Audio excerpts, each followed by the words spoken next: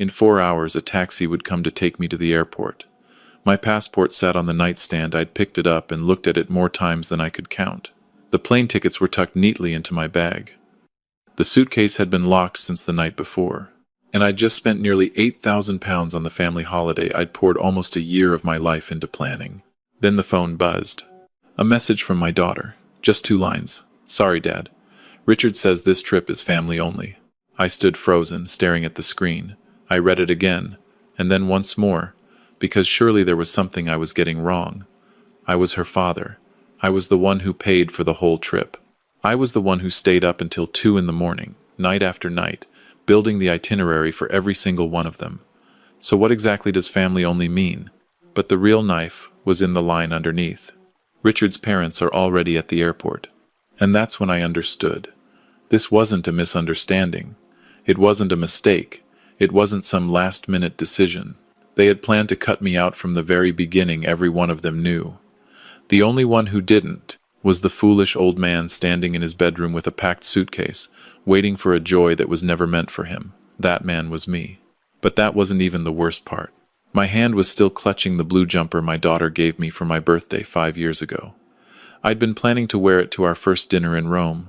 Instead, I sank down onto the edge of the bed, and the truth sank straight into my chest, cold and heavy. After losing my wife, after 40 years of hard work, after tens of thousands of pounds poured into this family, I wasn't one of them anymore. I was just a wallet. A walking, talking wallet that opened up every time they needed money. My name is Edwin Holloway. I'm 68. Let me take you back into that bedroom. Didsbury, a quiet corner of Manchester where the houses are red brick and everyone keeps their hedges trimmed. I'm a retired contractor, a widower, the kind of man who folds his shirts along the original crease and hums old songs when nobody's listening. I had a pale blue jumper in my hands, soft from years of washing, and I was smoothing the wrinkles out of it because I wanted to look right at the little trattoria my daughter found near the Pantheon. The bag was half-packed. The forecast for Rome said clear skies. I'd printed the walking tours and tucked them into the side pocket. I was standing there deciding between my brown leather shoes and my comfortable trainers, and I was happy. Honestly happy. I hadn't felt that light in years. Then the phone buzzed. I saw Bryony's name and I smiled before I even read it. That's just what a father does. I thought it'd be a gate number. Maybe a reminder about where to meet at the airport. Instead, the words rearranged themselves into something my brain couldn't hold.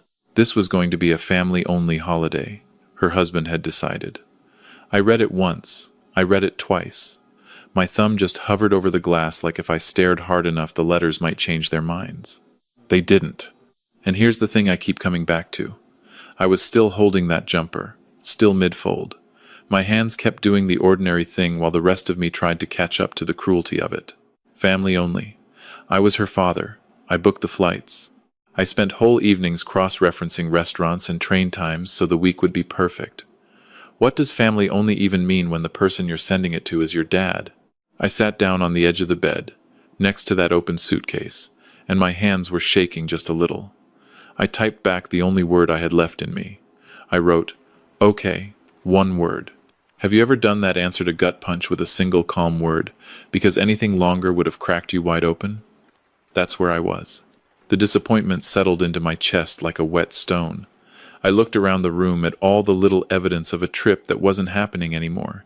The travel-sized bottles lined up on the dresser, the guidebooks bristling with yellow sticky tabs marking churches and ruins we'd meant to see together. A brand new camera, still sealed in its box, bought just for this week. I closed the suitcase slowly. Every clasp clicked in that silent room like a door shutting, one after another. Then I rang the airline, listened to the tinny hold music, and canceled my own seat. The woman on the line was kind. She said she was sorry my plans had changed, and I wondered if she could hear it in my voice. She probably could. I went and sat in the living room surrounded by travel brochures, and the house felt emptier than it had in years. Somewhere outside, a neighbor's dog barked at nothing. I picked up a glossy pamphlet about Roman architecture and set it back down on the side table. A small, pointless gesture.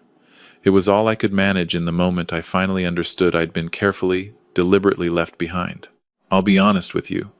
Looking back, I don't know why I said okay.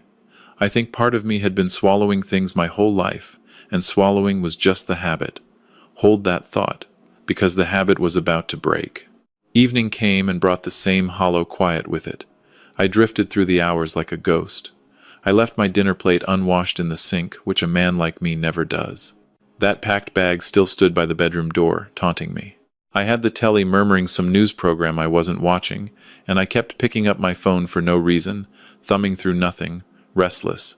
I opened Facebook hoping it might fill the silence. I scrolled past a neighbor's cat photos. A few recipes from the women in my reading group. Some politics I didn't have the stomach for. And then I saw it. My son-in-law's parents, standing in front of the Colosseum, both of them beaming at the camera with that grin tourists get when they found the perfect spot. The caption said it was the start of the best family holiday ever. Posted 2 hours ago. My thumb stopped dead. Maybe it was an old photo, I told myself. Maybe a different trip. My heart started going as I tapped through to see more, and there it was, same place, same light, but 4 people in the frame now. The in-laws, Bryony, and her husband, all clustered around a cafe table near a fountain with wine glasses catching the sun. Bryony's caption thanked the universe for family time in the eternal city. I counted the faces with a finger that had started to tremble. 1, 2, 3, 4. That word family branded itself onto my mind like a hot iron. I put the phone face down. I walked to the kitchen window and looked across at my neighbor's house, where warm light spilled from the windows and a family moved around inside, together. The betrayal came in waves, each one hitting harder than the last. I caught my own reflection in the dark glass, pale, hollow-eyed, and behind it, the glow of their happy photo still burning on the screen. The contrast was so sharp it actually hurt to look at. If you've ever opened an app expecting nothing and found proof that you were the one left out, you know there's a specific kind of cold that runs through you. It isn't loud, it's quiet, and it goes all the way to the bone. I slept almost not at all that night. When the gray morning light finally crept through the curtains, I knew I needed answers. With the time difference, it was already afternoon in Rome, the perfect moment to call. My coffee cup rattled faintly against the saucer as I rehearsed what to say. I took a long breath and dialed. It rang 3 times. 4. Then her voice, bright and breezy. "Hiya, Dad." I could hear the city behind her. Her husband laughing. Traffic. Life going on without me. "I need to understand something," I said, going straight to it. "What's that?" She sounded half distracted, probably eyeing a shop window. "I saw the photos. His mum and dad are right there with you." A pause. A long one. When she spoke again, her voice had shifted into something defensive. "Dad, we can explain all that. You told me it was family only. So what does that make me?" Her tone went cold. "Look, he says you can be a lot, all right? He didn't want you spoiling the holiday. A lot, spoiling it. The man who planned it. The man who paid for every penny of it. His parents are covering themselves," she went on. "They don't need looking after every minute." "I helped you out too," I said quietly. "That was your choice." She cut straight across me. "Don't make us feel guilty for it." I could hear her husband chuckling at something else entirely in the background, completely unaware, and my jaw tightened so hard it ached. "Honestly, Dad," she said, and her voice hardened with every word. "He was right. You need too much attention. You need too much attention." There it is. The sentence that did the real damage. Not a slap, not a shout, 8 ordinary words that took a lifetime of giving and rebranded it as a burden. I've turned that phrase over in my head 1,000 times since. The moment the people you carried decide that carrying them was just you being needy. If you've ever been told you're too much by someone who took everything you had to give, type 1 in the comments right now, because I need to know how many of you are out there. The phone felt like it weighed a stone in my hand. "I see," I said. "Good. We'll talk when we're back." I hung up without saying goodbye, and set the phone down very gently on the table. Then I walked, almost without deciding to, into my small home office, where every wall is covered in family photographs. There I was, teaching Bryony to ride a bike on a wobbly Sunday morning, her graduation, her wedding day, when I walked her down the aisle with tears running freely down my face. My hands curled slowly into fists. And this is where the memories started landing, one after another, because grief opens the filing cabinet whether you want it to or not. I pulled out the bank statements I'd kept out of pure habit. The wedding I'd spent the better part of 40 grand on it, wanting every detail perfect. The student loans I'd quietly cleared when her husband couldn't find work after university. The deposit on their house, £95,000, lifted straight out of my retirement savings, money meant for my own old age. The car payments I took over when the man lost his first job. The credit card bills I settled when they fell behind. The holiday fund I'd been building for years, which had ended up buying their plane tickets to Italy. But it was never only the money. I remembered the things I gave up that don't show on a statement.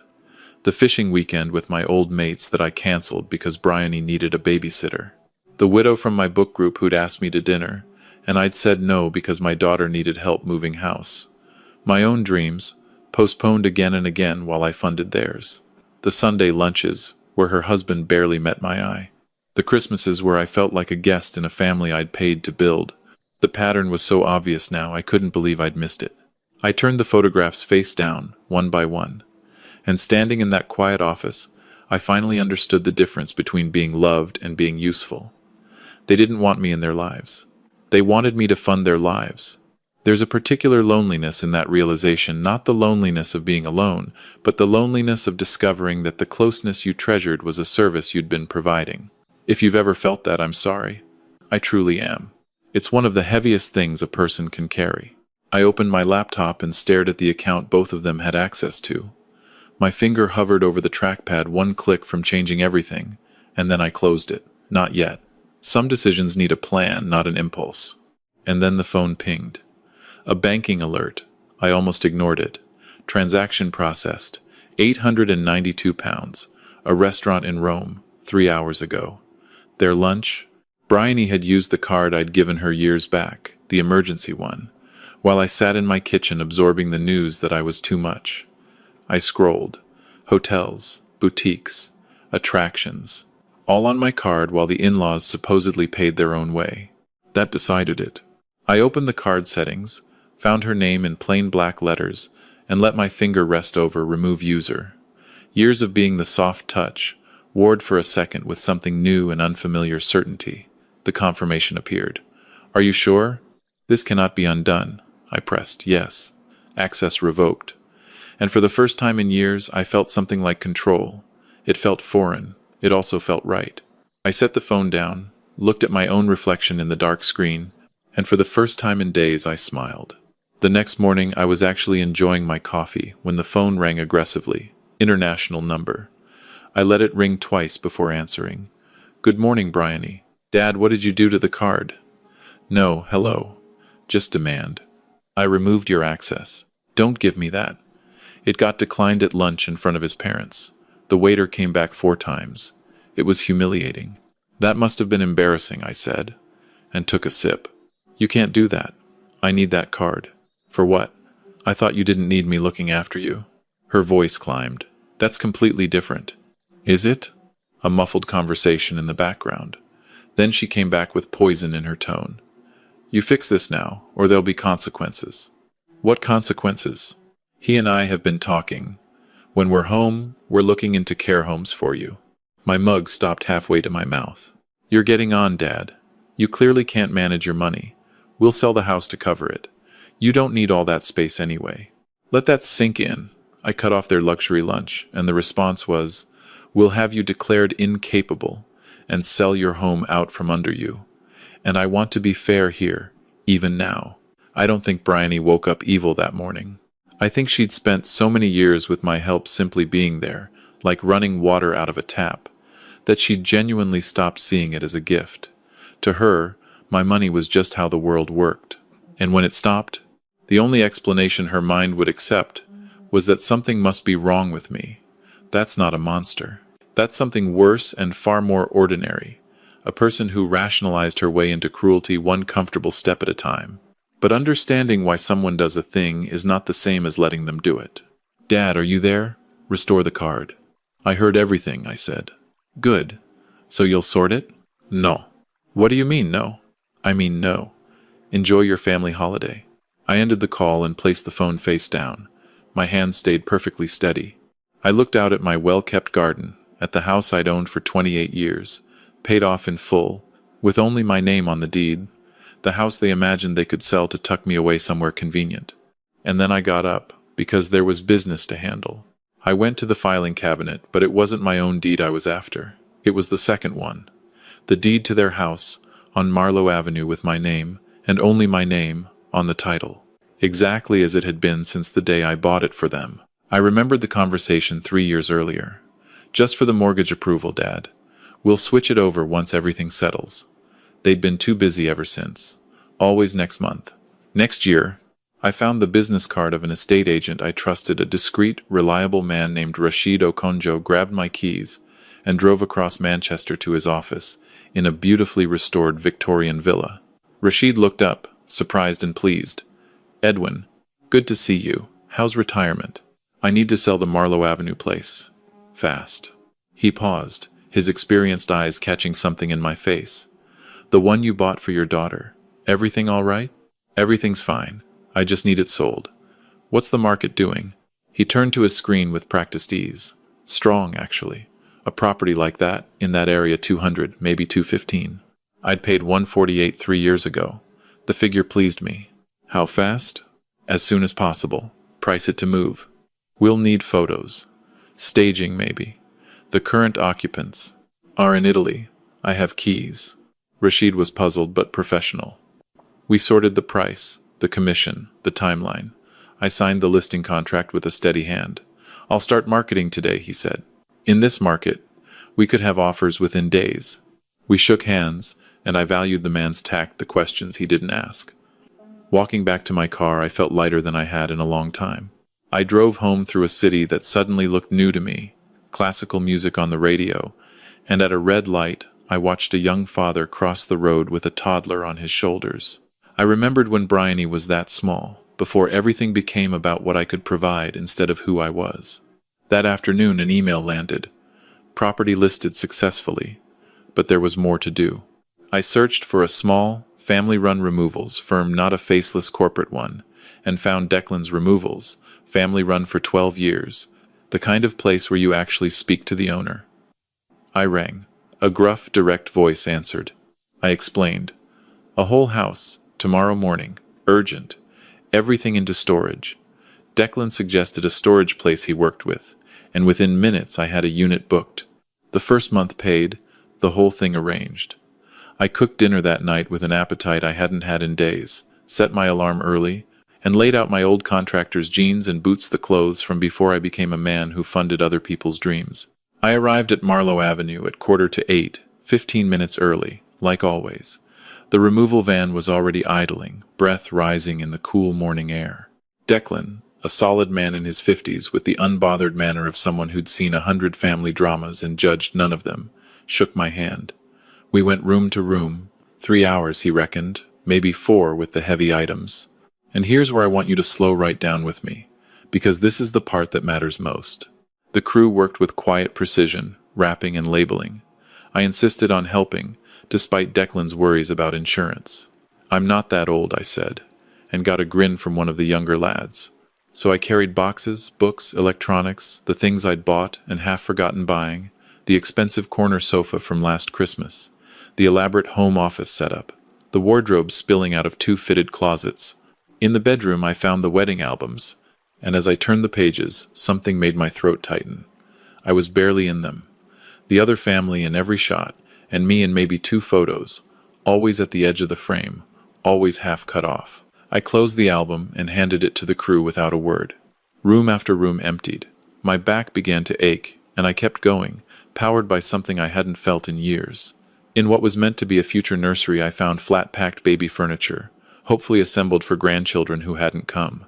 And for a single second, doubt crept in. Was I being too cruel? Then I found a stack of her husband's credit card statements, luxury spending, month after month, while they pleaded poverty to me. The doubt evaporated. "You all right, Edwin?" Declan asked, catching my pause. "Just remembering things," I said. "Let's carry on." By 1:45 the house was empty. The room sounded different now after noon. Light falling through bare windows onto bare floors, every footstep echoing. I locked up, kept the keys, and followed the van to the storage unit, where I watched their entire life disappear behind a roller door. I paid Declan in cash with a generous tip. "Hope it works out for you," he said, and he meant it. Driving home, my phone lit with a Facebook alert. Bryony had posted a furious status about people with no respect for family privacy, friends in the comments asking what had happened, her playing the victim flawlessly. I closed the app without replying and rang Rashid. Edwin, good news. He sounded thrilled. Cash offer. A young couple, just relocated for work. Love the area. 210,000. And they want to close immediately. They could be in by the weekend. The number pleased me. Make it happen. Friday morning I signed the papers with careful precision and met the buyers, a bright, hopeful couple in their early 30s named Theo and Maren Castellano, the kind of pair who reminded me of Bryony and her husband before the bitterness set in. We love what you've done with the garden, Maren said during the final walkthrough. I didn't mention it wasn't my garden. The bank transfer landed on my phone. After fees, the profit was enormous. I'd turned a fatherly gift into solid ground beneath my own feet. On Saturday morning I chose to drive past one last time, and the timing, well, you couldn't have scripted it. A removal van in the drive, Theo and Maren directing movers, a baby's cot going through the front door. A young family starting fresh in a house that had seen too much disappointment. I parked across the street, and then a taxi pulled up. Bryony climbed out first, worn from traveling, and went rigid the moment she saw the strangers. Her husband paid the driver, his face sliding from confusion to alarm as he took in the van and the people in what he thought was his driveway. "Excuse me," he called to Maren, who looked up from her flower beds with a friendly, puzzled smile. "What are you doing in our house?" Theo stepped into the doorway holding paperwork. "Your house? I think there's been a misunderstanding."